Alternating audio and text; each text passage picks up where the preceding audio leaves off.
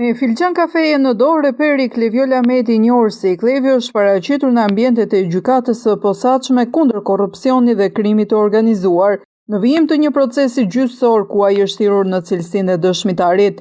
Meti është marrë në pyetje dhe më herët në lidhje me çështjen e Laert Haxhiut, si dhe për një episod të tensionuar që lidhet me konfliktet e tij të deklaruara publikisht me reperin Rigel Serajku, i njohur si Noizi.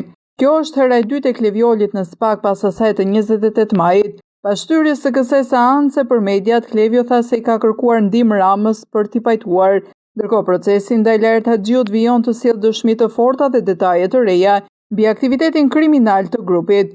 Organi i akuzës po heton disa ngjarje të rënda kriminale, ndërsa dëshmitë të penduarit Artan Tafani konsiderohen kyçe për zbardhjen e çështjes.